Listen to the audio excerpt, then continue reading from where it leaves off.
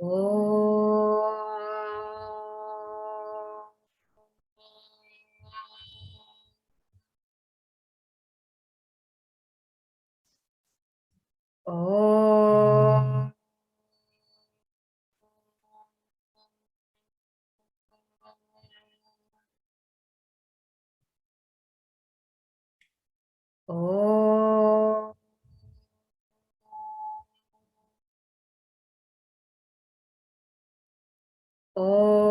Sahana Vavatu Sahano Bhunaktu Sahaviryam Karavavahai Tejasvinavadhitamastu ma vidvishavahai. Om Shanti Shanti Shanti. Samasta Jana Kalyani Niratam Karunamayam Tamami Chinmayam Devam Satgurum Brahma Vidvaram. Okay, all right. So last time we discussed about the foundation of Hinduism. So in our last class, it was basically the foundation of Hinduism. And we went over, when, where, what, why, how Hinduism came into play. And we also said that Hinduism, the real, if we want to go to the crux, the foundation, it's really in the Upanishads. And the message of the Upanishads being that the self in me is the self in all. That the pure awareness in me is that which is in all. Hence, Advaita or oneness is the root of Hinduism. It's the foundation of Hinduism. And looking at Hinduism from this lens, everything can be understood. Now, the rishis, today our topic will be Hindu scriptures. First, we will see the Veda, then if time permits, we will see other scriptures as well. The rishis, as we said, they had deep revelations. In their seat of contemplation, there were deep revelations. Those revelations were called Veda. Veda comes from the root vid, which means to know. That's called Veda. And these Vedas, we said, they're anadi, they're beginningless and ananta. They're beginningless and endless. Why? Because they were always there. These eternal truths were always there, but it's just that they were revealed at a certain point in time. Like oxygen was always there, but the person who named it at a certain point in time. Like gravity was always there, but the person who discovered it at a certain point in time. Like that, the truths, the real truths of the Vedas, they're eternal. The real truths or the core truth are the Upanishads, as I have told you. And we also, from this, we also understand that the Upanishads particularly, right, they are apaurushaya, right? This Veda is apaurushaya, which means it's not something that's composed by a human mind. So there's something that's different from what's composed by a human mind and something that's a revelation. When something is composed by a human mind, defects start to occur. Defects such as Brahma or delusion, wrong thinking. Pramada. Pramada means limited thinking or negligence. We understand something, but we neglect other aspects of it. We're not able to see something in its whole entirety. Or sometimes karana apatava, the limitation of our mind and of our senses. We can only do so much at a certain point of time. We also have our limitations. And what we call vipralipsa. Vipralipsa is when people twist what they write to their benefit. So either because they want to drive home a certain point, so they'll twist what they're writing, or because they want to rule or divide or conquer or create a system. They'll twist things around. So whenever there is a composition by human intellection, it falls under this category where it can be twisted. It can have limitations. There can be wrong thinking in there. And so the Veda is apaurushaya. It is not human intellection. That's why when we read anything, we also have to be careful, not just about what we're reading, but who writes it, right?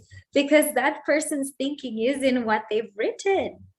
And so the rishis always told us, whenever we're taking something in, reading something, it must be by either a revelation or a sattvic mind, a highly sattvic mind, because that mind then has no personal or selfish interest, no personal agenda.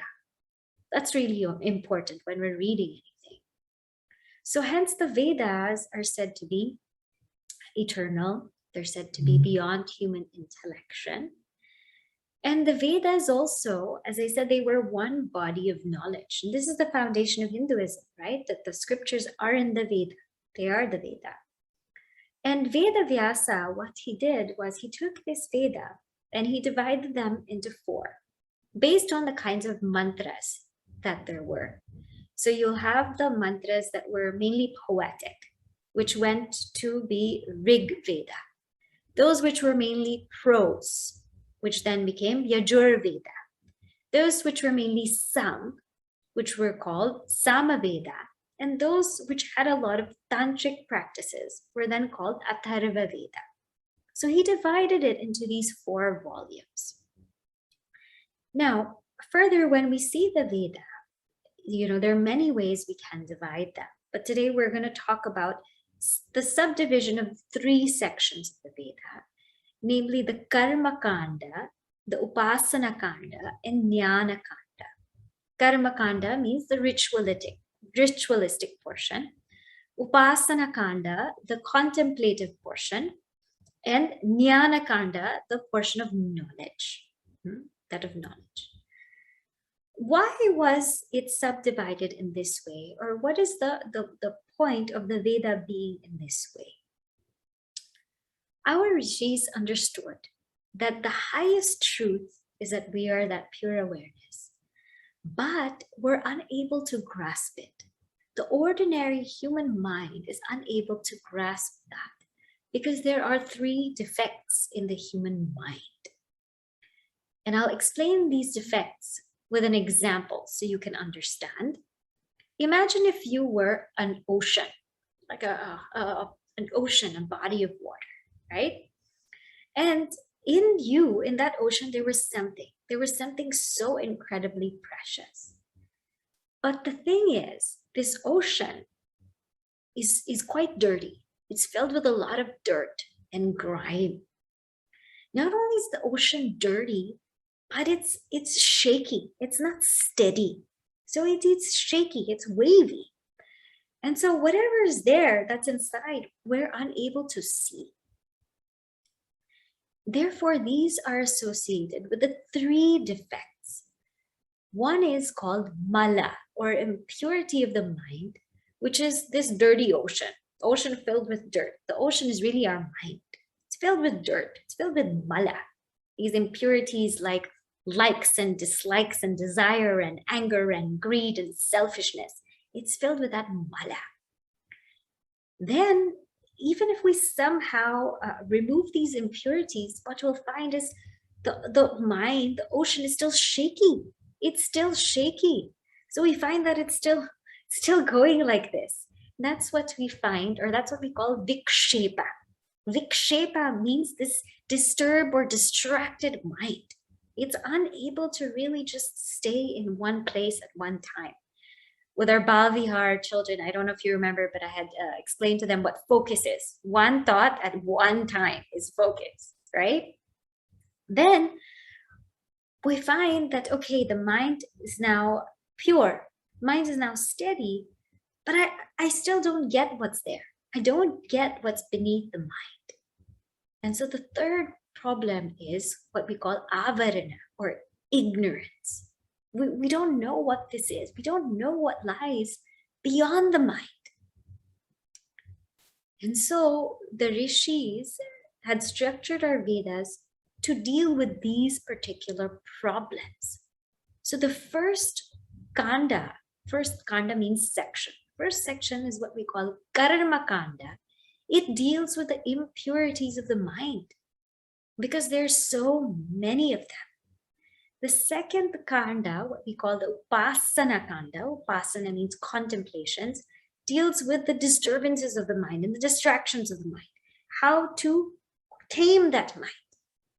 The third section, the Jnana Kanda, deals with what lies beyond the mind. So very beautifully, this is how our Vedas are structured, and we will see this is also how Navaratri is structured. The deep significance of Navaratri is Durga Devi. She's the Devi for the first 3 days because she removes all of our impurities. We need a lot of strength to face ourselves and say, these are my impurities. This is what I need to change. That takes a lot of strength, and that's Durga Devi. And the next 3 days is when we're trying to develop these virtues and develop the single-pointed mind, and that's Lakshmi Devi. She's that Devi of love and the wealth of virtues, and that's Lakshmi Devi. And the last 3 days, we're really trying to now understand, now that I've been able to tame my mind, what lies beyond that mind? That's Saraswati Devi. She's the giver of knowledge, of both what we call para and apara vidya. Apara vidya means worldly knowledge, secular knowledge. Para vidya means sacred knowledge. She's the giver of both. And so we worship her on the last 3 days. And when we're able to go through these kandas well, that doesn't mean we have to read everything. That just means we have to imbibe the essence of them. What happens is the 10th day, Vijayadashami, is that our ego is completely annihilated, which means we go beyond the ego. We realize that we are not this individual personality or being. That is the significance of Navaratri and Vijayadashami, and that's the structure of our Vedas. And that's the 3 problems of the mind. So if you look at our scriptures, everything is so beautifully aligned. Nothing is out of place here. Now, let's come into the details of each kanda. Now, the karma kanda is exhaustive. It is so many things in there. But what we're going to do today is just attempt to look at the significance of it, the essence of it, so that we know what's there and we know what we can practice today. Because after all, what's relevant to us is what we can practice today. And Swami Chinmayanandaji said something so beautiful. He said that if there's a reason Hinduism has survived, it's because every now and then a master or a sage or a seer has been able to reinterpret it according to the needs of the times. Nobody is saying that we have to do exactly what we did thousands of years ago. That's absolutely impractical. But what we are saying is keep the essence of that and practice it in a way that we can today. And so you will find that with the Veda Vyasa, he gave us the worship of puja. He gave us the Puranas. He gave us this worshiping of forms. You will find with Adi Shankaracharya, there was the building of temples, the writing of hymns, of stotrams, of stutis, the writing of commentaries so that we can understand things deeper. So every now and then in Hinduism, we have had our saints and sages come up and tell us, this is how you can live these scriptures here and now. So the purpose of this is to look at the depth of them, but see also how we can practice it now. So in our Garmakanda, what we find is 3 main themes. One is called the Nitya Karma. And I'll just touch upon these because you already know these things. We've talked about it before. One is what we call the Nitya Karma. And one is what we call the Kartavya Karma. And one is Kamya Karma. Nitya Karma means, the Vedas said that everyone should have a daily duty. based on where you are in your life, your stage, your place, your inclination. Everyone should have a daily duty. And why is because otherwise we will live just by our likes and dislikes. See, all of us have what is called Prakriti. Prakriti means our nature. Our nature. We naturally feel hunger, thirst. We naturally feel the urge to procreate. We naturally feel these urges to develop, to grow. We naturally feel certain urges. They're called Prakriti. Animals also have these urges.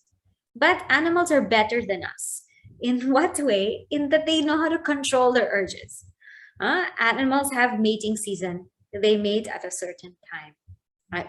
Animals, when they are not anymore hungry, they stop eating. They bury the food, keep it for later, or they simply refuse. I mean, all of you have pets, you know that they're not just gonna eat everything there if they're not hungry, right? But human beings, what happens is we don't have control of our urges. We don't have control. We are out of control with our urges. So we tend to live lives the way we want. We tend to sleep whenever we want, eat whenever we want, go wherever we want, do whatever we want. And that becomes a very selfish lifestyle because there is no system here. We're just doing whatever we feel like doing. And if there's no system in me, there's no way I can contribute to a system. The only way we can contribute to any nation, to any economy, is if we are systematized, if we have some discipline, then only we can contribute. If we don't, and we're just moving about in whatever we want to do, we cannot contribute. The nation will not prosper. And forget about spirituality then. So the Vedas said everyone must have a daily duty.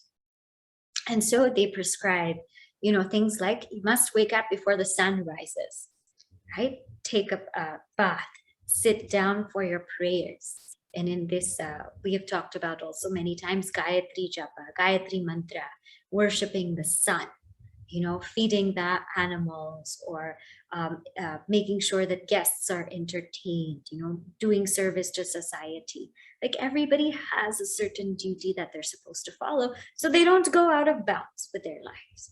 And this was the Nitya Karma. And that we too can see in our lives now, right? Then we have what we call Kartavya Karma. Those duties which are imposed on us when we take up a certain role. So very beautifully in this book, Hindu Culture, Swami Tejamayanandaji brings up this thing that, when we have the college kids, sometimes they don't like to wash dishes and they don't like to clean and everything. But if they go into a restaurant, they start working there, all they're doing is washing dishes. All they're doing is cleaning, right? So sometimes we are put in kartavya. Whenever we are in a specific role, we have to do certain things. And that's also there in the Veda. That's what we see today. And then they have something called kamya karma, that there are desires that people have. And people back then, thousands of years ago, had desires to go to heaven. We don't have that desire now, but we have a desire to go to Switzerland or somewhere to travel, right? Then they had the desire to have children. So the Veda said, if you have a desire, that's totally okay. Do certain rituals so that you can prepare yourself to actually nourish and raise this desire, upkeep this desire. You have a desire for a child, then prepare yourself well for it. So there were rituals to do that. And one more thing that they had was called samskaras. Samskaras are these purificatory rituals. They're rituals. In Hinduism, there's 16 main samskaras. There's many more, but 16 main samskaras or rituals, where at every stage of life, there is a ritual so that you become conscious. You're making an impression that I'm actually taking this ritual on. And those rituals come actually from conception to death. There are certain rituals that we practice. And some of them we still do practice today. But just to give you a little bit overview of some of the rituals. In conception itself, there is a ritual that we are actually going to conceive a child. We're going to unite to conceive a child. So please bless us and please make us ready. And they invoke Prajapati, they invoke the creators. And when the child is born, then, there are many rituals, and one is the naming ceremony, right? So how is this child going to be named? Because the name is a vibration, and that vibration will stay with the child forever. So that's also namakarana. And then there was also this ritual of piercing the ears and shaving the head. I don't know if when I was a child, we got all of those things done. And when I studied Ayurveda, I went to take a few courses in Ayurveda, and I asked, what is this piercing for the ears? Because they do it for girls and for boys. And he said, it actually strengthens your immune system when you pierce your ears, and children are prone to getting sick, especially when they're young. So this aids in that. And I said, that's very, very beautiful. And there's also what we call Vidyarambha, that when the child starts to first write, when the child is first going to write a letter. So in Vijaya Dashami, 10th day after Navaratri, that's also the day of learning, the day when you take up anything new because you've cleansed yourself. There's what we call Aksharabhyasa, where, all the young kids, very young kids, and it's their first time to ever write, to learn how to read, to write. They're taken to a saint, a sage, and the saint puts them on their lap, and they're given a plate of rice. And so the first letter that they're meant to write is Om, to make them realize that this is where you are. This is your ultimate goal in life, is Om. So we have these very, very beautiful rituals. And of course, we talked about Upanayana, the thread ceremony for both men and women that are done. So to actually induct them into Gayatri Mantra, so they start chanting the japa, and they also become very, very aware of what their dharma is in this life. And then we have, of course, the wedding ceremony, and etc. after that. So all of these samskaras can also be found in the Veda. So the idea is, again, to help us to live this very disciplined and a pure life, and get rid of selfishness and likes and dislikes, and feeling that we can just do whatever we want and live the way we want, because that will not benefit us, nor will it benefit anybody. And strictly speaking, when we take up one discipline, when we take up just one discipline, everything else becomes disciplined, isn't it? We take up one discipline of, let's say I have to do japa at a certain time every morning. What happens is 5 other disciplines come into play, because I have to wake up early, which means I have to sleep early, which means I have to be away from my electronics. I can't be within social media or electronics until like 10:30 at night, which means also that I have to eat a light dinner. I can't eat super heavy, otherwise I'll get up really late. Which means if I have to eat a light dinner, and an early dinner, I have to eat an early lunch. So you can see, if I take on one discipline, how my whole life has to kind of be disciplined just to keep that one discipline. This was the idea of the Garmakanda. So how do we practice that today? We practice that today by doing our daily dharma. And this we've talked about before. Doing whatever's required for us. And also by doing our daily spiritual practices, whatever they are, however small they may be, we have to do that because they bring a sense of discipline and purity. And that, in essence, is our ritual. Our ritual may not be some elaborate yaga where we're inviting so many priests to come chant, or where we're doing a havan kund in our homes. It may not be that. That's totally fine. But the essence of it is what we must keep, right? Even if it's a simple puja, a simple offering, a simple practice of japa, a simple remembrance of God, whatever it is that we can do today to create some kind of ritual that will be helpful in our growth and in our family's growth. So that is the Garmakanda. Now we're going to move on to the Upasana Kanda. So the idea then, when the mind is kind of clear of these impurities from all of these rituals that we've been performing, then that mind can be or is available to be contemplated. And so in the Upasana Kanda, what we'll find is a lot of contemplative exercises using what we call a pratika, a form, or sounds. And so people used to contemplate on the sound of Om, or people used to contemplate on the form of fire or light, or even lightning. Or people would even, conceive or try to conceive of air or space, and hold that thought, and just contemplate on that. Now, later on in the Pauranic age, Vedavyasa said this mind is not able to contemplate on the sun, on fire. It's not able to hold these things.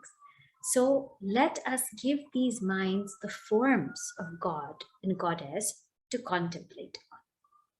And so in the Pauranic age later, this was introduced to us as a practice.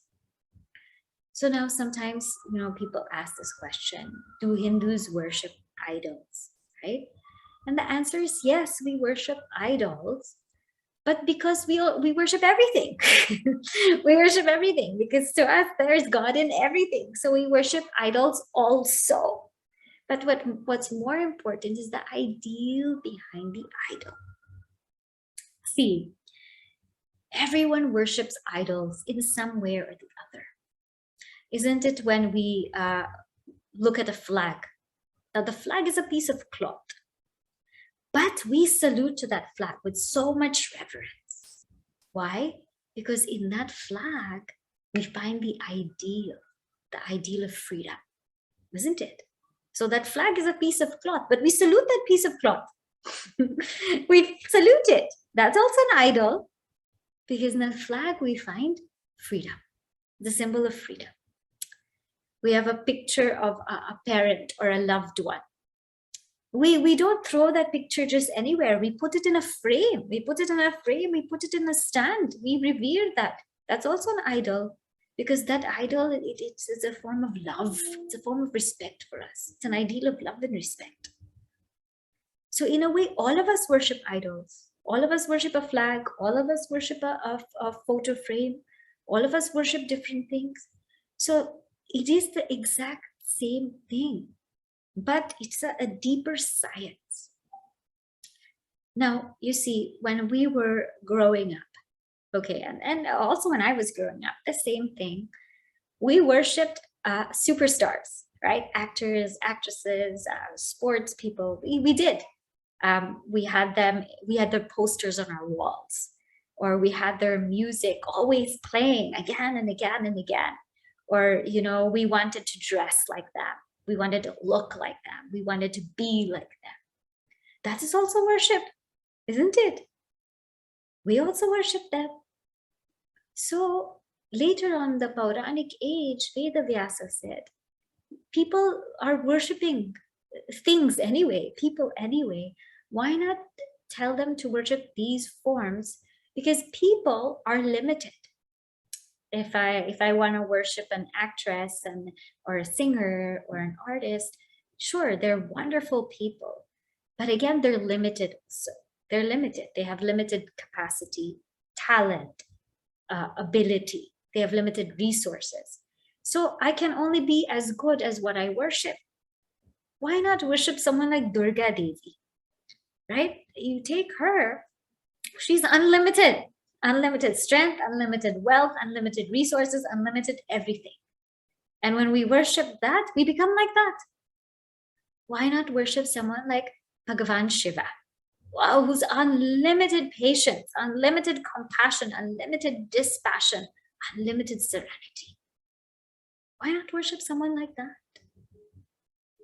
And so that is the crux of the Upasana Kanda, is that our minds had to be trained to be single-pointed.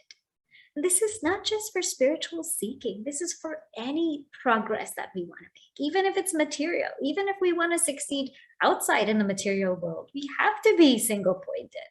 It's a fact, it's a given. And so these were given to us, then to sit, to contemplate on it, and not only do our minds become single-pointed, but they become divinized. And so today, how we practice the Upasana Kanda is by that. We take up a form of God or goddess to worship, and we put our minds in that. Now, some people feel that they don't want to have a form. Right? That's okay. You can take the sun, you can take the water, you can take a sound. If you can concentrate on that, that's okay. You focus on that. Or if you feel that you're ready to contemplate on the formless self, you contemplate on that. But the reality is that many of us are not ready or cannot hold on to something so subtle yet. And that's why we need a gross form. So this is the Upasana Kanda. So now once that mind is made, the impurities are removed and it's made steady, then now we're ready to come within. And that's the Jnana Kanda, the crux of the Vedas. Now the rishis say you're ready. You're totally ready for inquiry. Because otherwise before, our inquiry was very objective or very much secular or very much into the outside world. How can I gain more wealth? How can I get a promotion in my job? How can I run my family? How do I live my day-to-day life, right? How do I become more beautiful, more handsome? Or how do I excel in this or that profession? So our inquiry was very much focused on the outer world, outer circumstances. But after the mind gets cleansed, we're ready now to just dive deeper and say, okay, what is the truth of life? What is life really about? Why am I here? What am I seeking? What is everybody seeking? And so the rishi said, you're ready now for Upanishads. Now, Upanishad, this word is also very beautiful. Upa, ni, and shat. Upa means near. Ni means below, and shat means sitting. So this is one meaning. Upanishad. The idea that this is a body of knowledge to be learned from a teacher. So Upa signifies that there has to be contact with a teacher. It's not something to be studied on its own because it's very deep. It's very deep. It can be misinterpreted, misunderstood in so many ways if one doesn't understand the proper context of it. So Upa means close contact with a teacher. Ni means that it's sitting below, because that student has to have the attitude of surrender, that I'm coming to you to learn. Nowadays we come and we're like, yeah, I know everything. I don't know what you're going to tell me. I already know it. This is our attitude. I already know it. I already know everything that you're going to talk about. I don't know, what else do you have to tell me? But the attitude of learning Upanishad is, now I'm empty. I'm ready to learn. Now you please fill me up. Please fill me up. And that shat, sitting, means it has to be, it's not something we can Google. And that very Upanishad word, it tells you have to sit and focus on it. It's not something we can YouTube, Google, podcast, and on our way to work, check out 2 minutes and 3 minutes and see what that's better than nothing. I'm not saying don't do that. I'm saying that's better than nothing. But this is just so sacred. This is so sacred that It's meant to be studied in sanctity, in a sacred place, in a sacred time, with that kind of tension. Upanishad also, the ni can also mean nishchayena. So the student's determination. That word ni also shows the student's determination to learn it. And shad means also that it is that which removes ignorance. That word shad, that suffix shad, means that which removes ignorance and that which leads us to the goal. So Upanishads. In these Upanishads, there are many. In one of the Upanishads, Muktika Upanishad, it mentions 108. Now, of all of these Upanishads, there are 10 major Upanishads. 10 major Upanishads. And why these are called major Upanishads, and this is really normally what we study in tradition. Why these are called major is because these are taken up in the Brahma Sutras. And we'll see what Brahma Sutras are in a little bit. But these are taken up for analysis in the Brahma Sutras. And these are also commented upon by Adi Shankaracharya. And so these are called the 10 major Upanishads. Out of these 10 major Upanishads, the one, they say, Eva Alam. One of them is enough. If you study this one and you master this one, then that's enough. And that's called the Mandukya Upanishad. So now everyone's thinking, okay, great. I could just do this one Upanishad and then I'm ready. Actually, to be able to master that Mandukya Upanishad, we need all the other Upanishads because it's really, really deep. So this is where we want to go. This is what we want to get to. We want to get into the truth of the Upanishads so that we can contemplate on them and abide on them. That is the crux of Hinduism. Now, how do we apply this in daily life? How do we see this Jnana-Kanda in daily life? We're not studying Upanishads right now. Definitely we're not. What we are doing, and as I've mentioned before, is that we're doing everything that prepares us to study that. Because in order to dive into it, if we go into it just directly, we won't be prepared to understand what it's even speaking about. So all of these texts that we study, self-unfoldment, Bhaja Govindam, we'll do Tattva Bodha, all of these texts are really just preparing us to go into the depth of the Upanishads, right? So this much is the structure of the Veda. So if we are able to imbibe the essence of the Veda, then what happens is, by doing our daily duties in that spirit of selflessness, and you know, when we study, or in the Gita class, I'm gonna go over Karma Yoga now. We're reaching Karma Yoga in the 2nd chapter. When we do our duties in that spirit of selflessness, right? And when we also have our certain rituals, we prepare ourselves, or we remove the impurities from our minds. And that is Garmakanda. When we also take up a practice to contemplate on something, be it a form, be it a sound, if you want even the formless, that's fine. But we also prepare our minds to be single-pointed. And that takes away that what we call vikshepa, or that distraction or disturbed mind. Then when we seek within an attempt to go beyond the mind, that is what is done through knowledge, through what we're doing now, through inquiring, through thinking, through going deeper. That is in Jnana-Kanda, and that itself removes ignorance. And this removal of ignorance is then what is known as self-realization, self-knowledge. And having that, or abiding in that, one realizes that one is ever free. Okay, so now I will just stop here, and I think that's a handful to give you. I'll stop here, and we'll see if any of you have any questions or thoughts on this, okay?